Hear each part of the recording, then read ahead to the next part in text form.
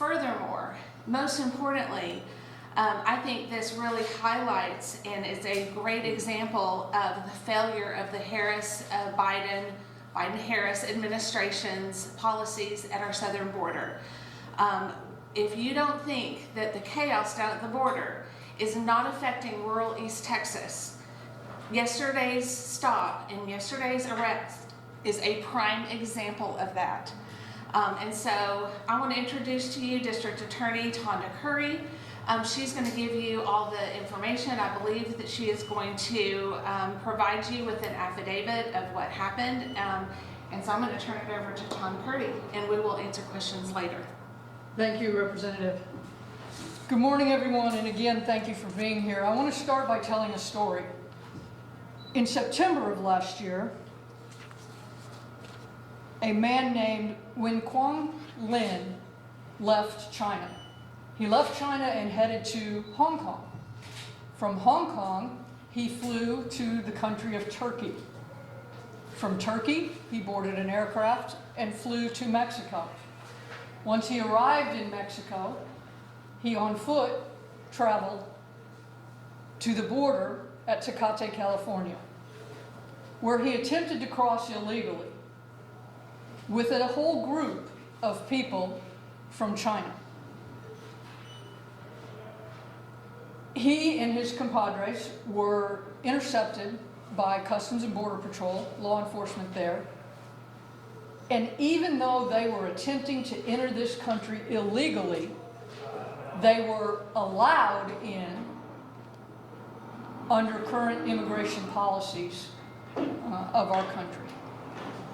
And this story continues, ladies and gentlemen, up until yesterday, when he was found right here with another Chinese national named Weizhan Chen, who also attempted to immigrate into this country illegally, also was contacted by Customs and Border Patrol, and even though he was attempting to enter illegally, was allowed to enter by our current administration's policies.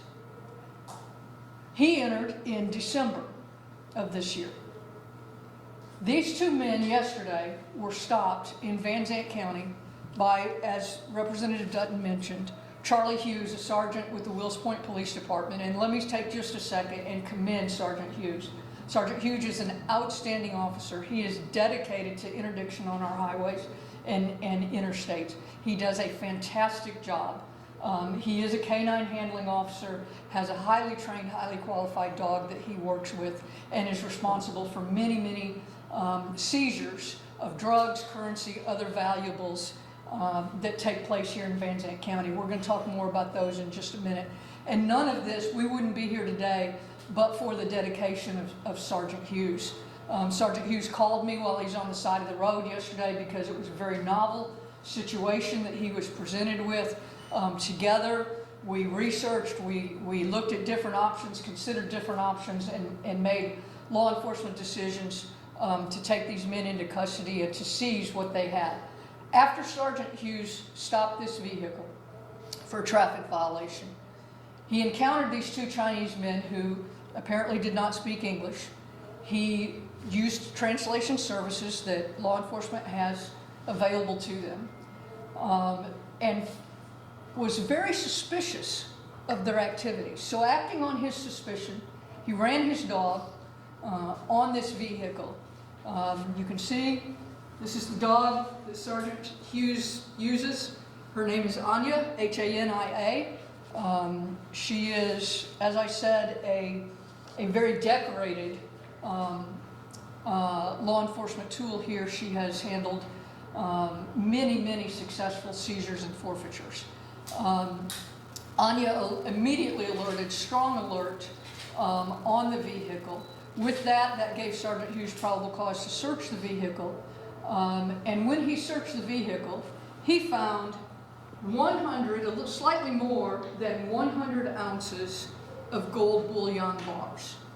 Two men who have been in this country less than a year, who were encountered by Customs and Border Patrol, who were taken into custody, released, did not have gold bullion in their possession.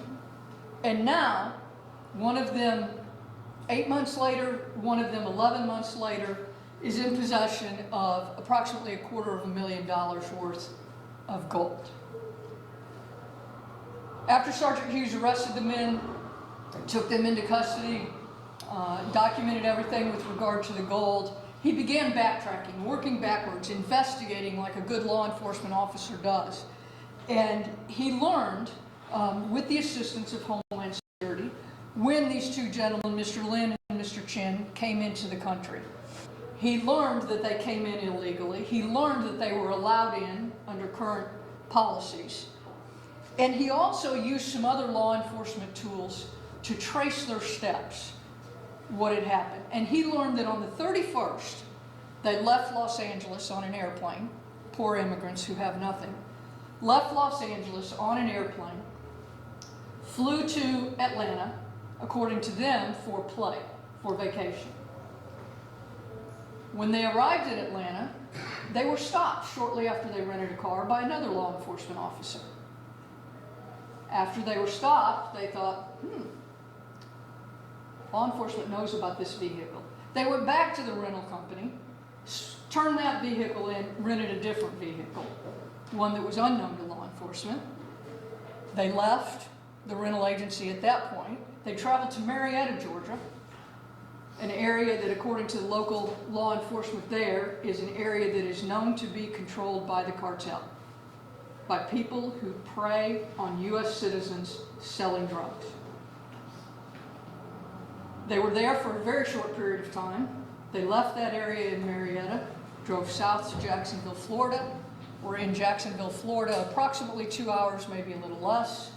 Left Jacksonville, Florida on Interstate 10, drove to 49, headed north to Interstate 20 and west, presumably back to LA, where the car was due to be turned in on the 3rd. Those are the type of people that are coming in at our southern border. I'm sure there are good people. I'm sure there are good people who are leaving horrible circumstances. But amongst those good are these type who come here and help organizations that prey on U.S. citizens. But I want to also talk today about one of the law enforcement tools that we have as district attorneys, prosecutors, interdiction officers, narcotics investigators, and other financial crime investigators. One of those tools that we have is called civil asset forfeiture. Civil asset forfeiture allows us to do what happened yesterday. It's all laid out in Chapter 59 of the Code of Criminal Procedure in Texas.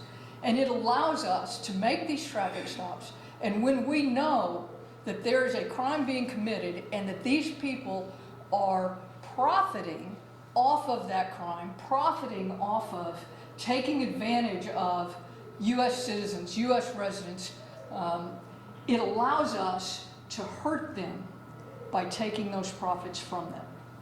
And that's what happened yesterday. Sergeant Hughes was able to seize that $250,000 in gold bullion.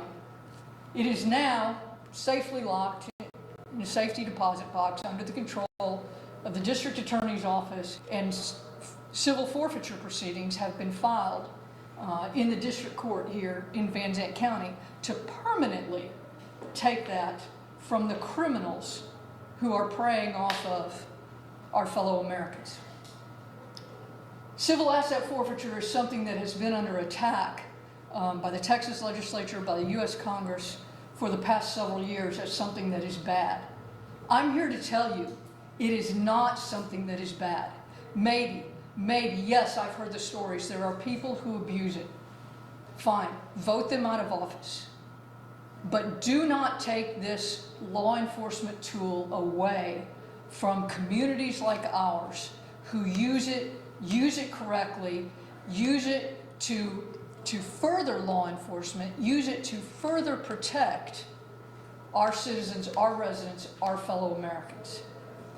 We were able to take that gold from them yesterday, $250,000 out of their possession. We have filed the court proceedings. There will be a hearing in court, possibly a trial in court, to determine whether or not that in fact was the proceeds of illegal activity. And if the state of Texas, my office, is able to prove by preponderance of the evidence that it is, then that money, that value, is transferred to the Wills Point Police Department, the Van Zandt County District Attorney's Office, the officer in Georgia who helped us, who fed us information. That money is put back into our budgets for law enforcement purposes, meaning that the taxpayers of the county don't have to reach into their pockets in order to fund that portion of law enforcement. Let me tell you, go back to Sergeant Hughes. The truck that he uses in interdiction has to be specially equipped. We have to have license plate readers. The dog, Anya, $15,000, plus the maintenance, the training, the recertifications, all of that. Altogether, the tools that Sergeant Hughes uses, and he's not our only interdiction officer in the county. We have others. Canton PD has one. We have others. But in this case, it was Sergeant Hughes. The tools that he alone uses, $170,000 approximately. The truck itself, to be equipped for the dog and the special needs, the air conditioning for the dog, the cage for the dog, all of that. The truck itself is over $100,000. That's money the taxpayers, if civil forfeiture is taken away from us, that's money the taxpayers will have to come up with out of their pockets, you and I. But the tool of civil forfeiture allows us to take it from the criminals and put it in our budget and use that money to turn around and buy more tools, get more training, hire more officers, have a second interdiction officer, outfit a second truck to keep poison, to keep fraud from being perpetrated on our fellow Americans. So I'm here today, yes, to talk about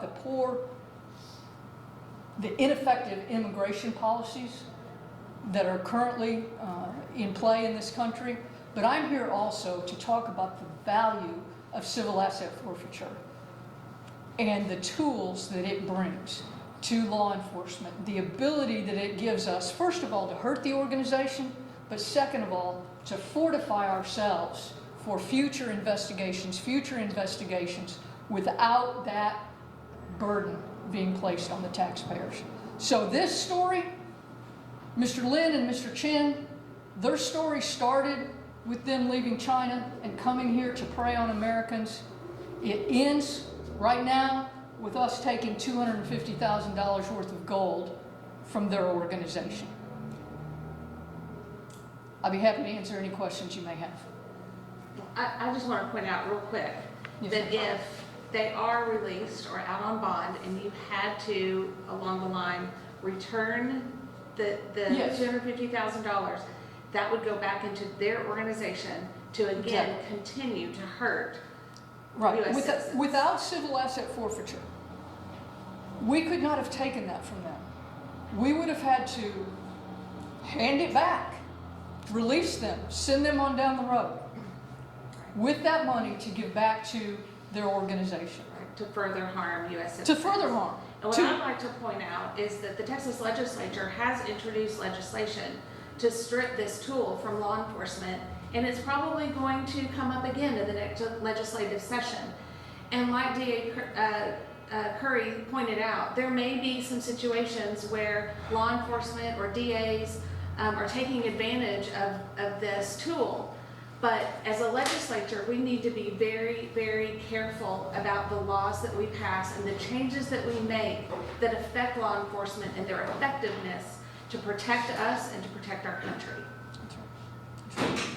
Okay, I think Nolan had a question. Yes, ma'am. Yes, sir. Do we know where they're being held, I guess, in the Van Zandt County Jail? And are we going to get a mug shot or anything along those lines? Yes, we can get y'all, the jail can get y'all mug shots, I'm sure. Yes, sir. Oh, we would just have to reach out to them directly? Yes. Okay. I'll try to work on that before you leave today, but yes, we can get you some or they can get you some. Yes. Can you tell us why the vehicle was stopped initially? The vehicle was stopped when it saw Sergeant Hughes sitting on the side of the road. It made a deliberate evasive maneuver, change lanes in a dangerous fashion, and cause another car to have to suddenly brake. So that was the probable cause for the traffic violation. You mentioned at least one, maybe both entered the southern border. Do you know if they entered as asylum seekers as well? I don't know that yet. I know that they that they tried to get across illegally. That's what I know, and that comes from Homeland Security. And these two individuals, do you think they were used by, like you mentioned, the cartel or organizations in China to carry out this hold? Yes, and that's why it's important that we have the tool of civil asset forfeiture. There's another tool called criminal asset forfeiture.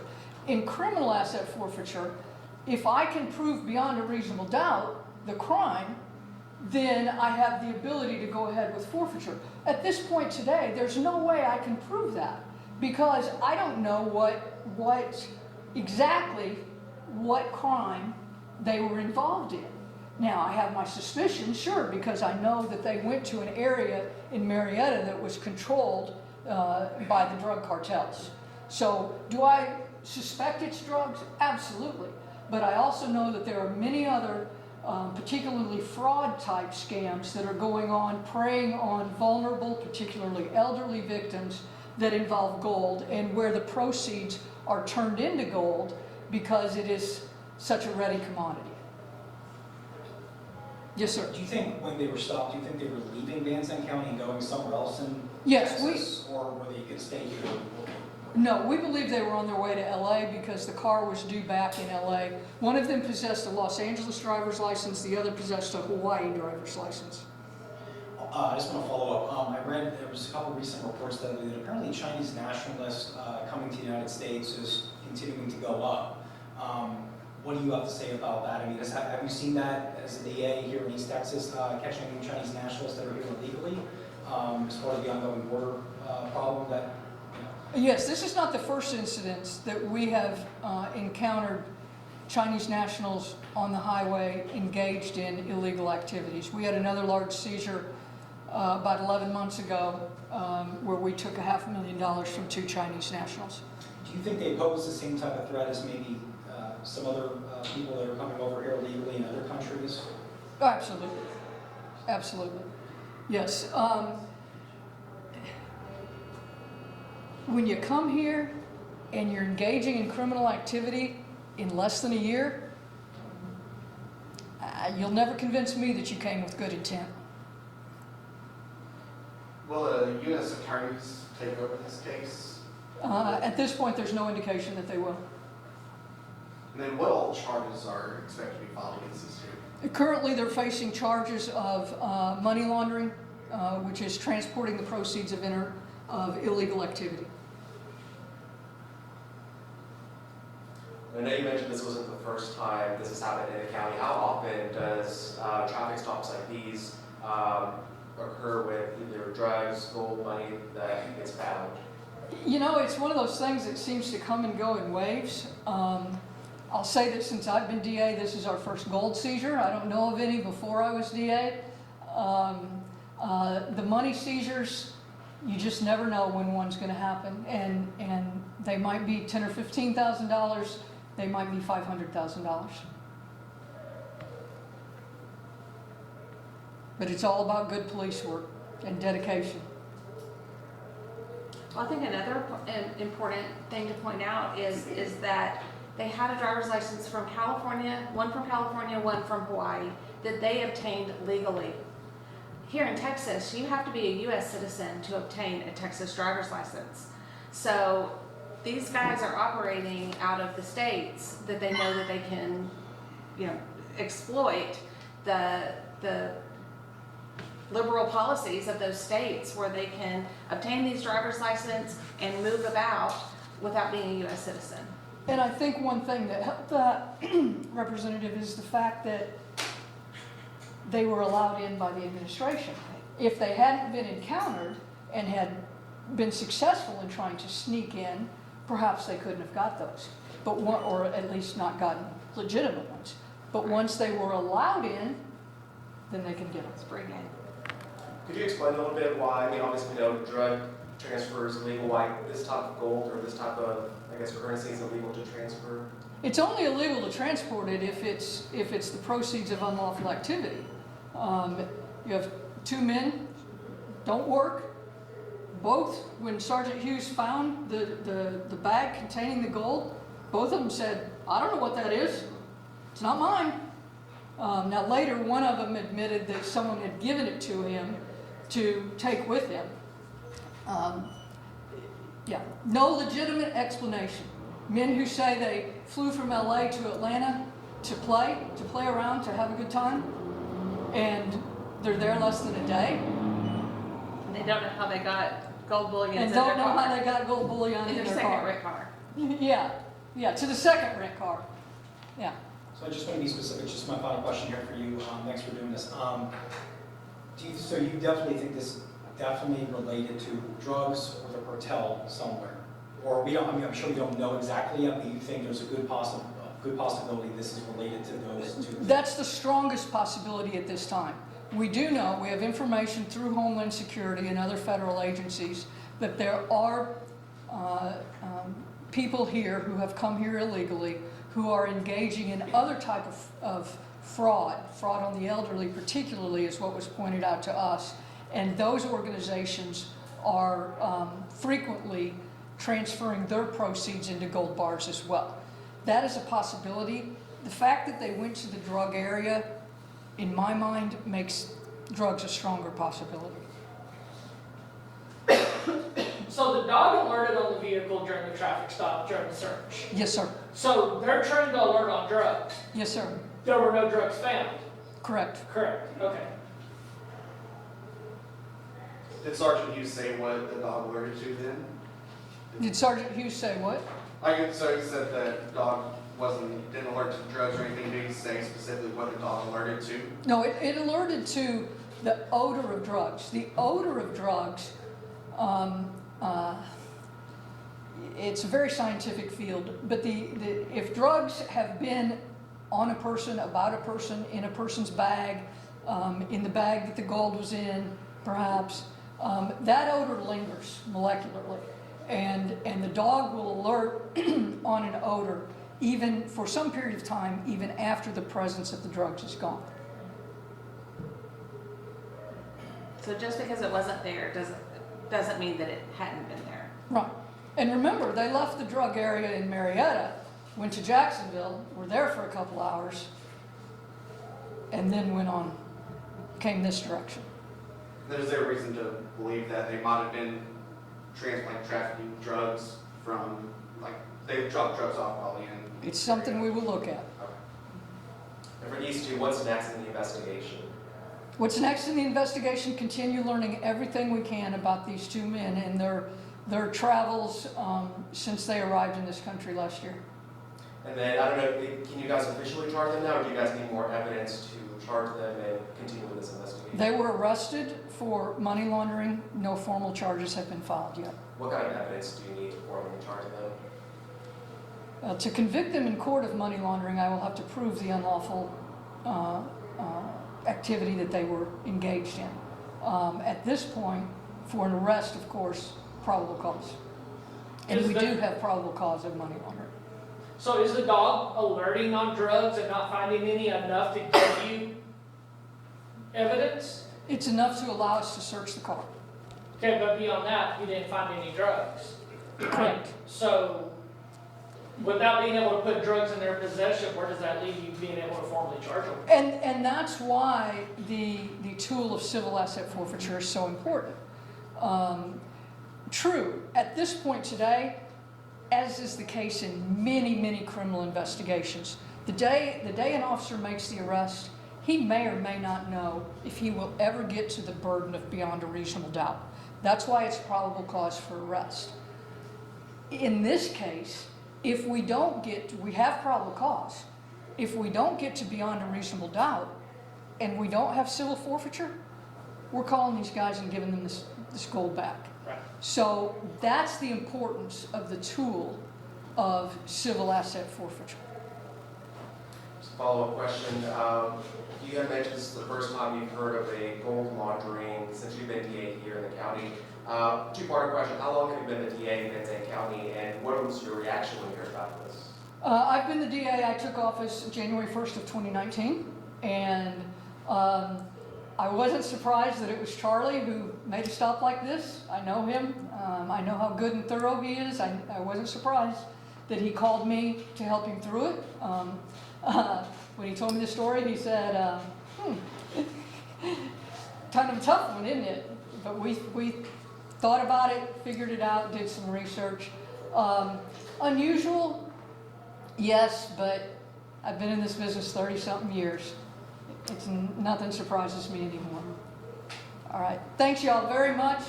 Y'all, thank you so much for coming out and being interested in what's going on in Van Zandt County. Kudos to DA Tonda Curry. Kudos to Sergeant Hughes and Homeland Security, all three agencies working together, again, along with the agencies in the other states. So thank y'all so much. One quick last question is, are there any other arrests that are expected to be made for this? At this point, it's unknown. All right, thanks y'all. Thank you.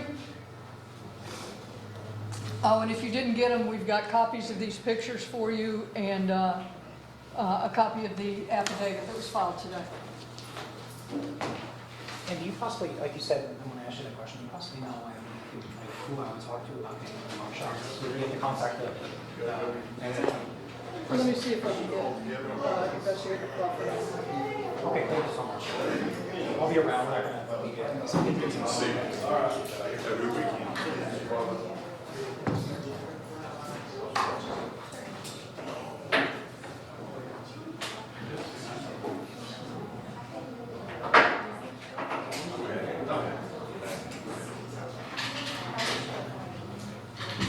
Thanks, sir. Appreciate your help.